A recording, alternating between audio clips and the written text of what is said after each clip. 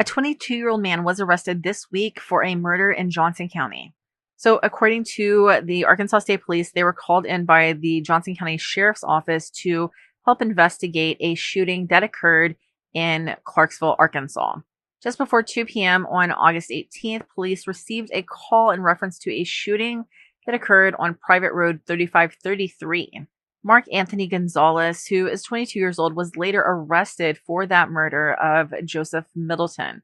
He was charged with first-degree murder and delivery of a controlled substance. This isn't Mr. Gonzalez's first brush with the law. Mr. Gonzalez was actually arrested last May and charged with third-degree domestic battery and second-degree false imprisonment against a female.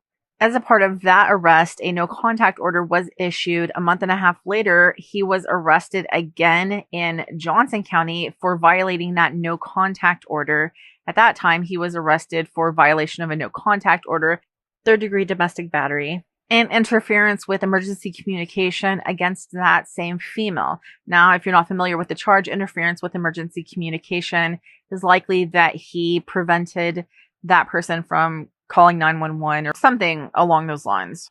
That person actually made a statement to the courts that Mr. Gonzalez came into her apartment after she got home. At one point, he got in her face in the bathroom, accusing her of cheating. He took her phone from her. She tried to run to the door to get away from him, tried to yell at her other neighbors to call the police. He dragged her back inside. She started screaming for help. And when he didn't like that she was screaming for help, he picked her up and body slammed her to the floor, causing her to black out. She then started screaming again. So he poured alcohol in her face. And while all this was going on, when he finally got her under control, he then went outside and told the neighbors that she was a crackhead and she beat herself up.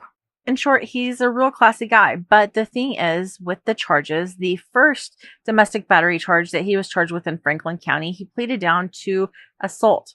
See, if you have two battery charges, if you have a battery charge, you're convicted, and you have another battery charge, that second battery charge becomes a felony.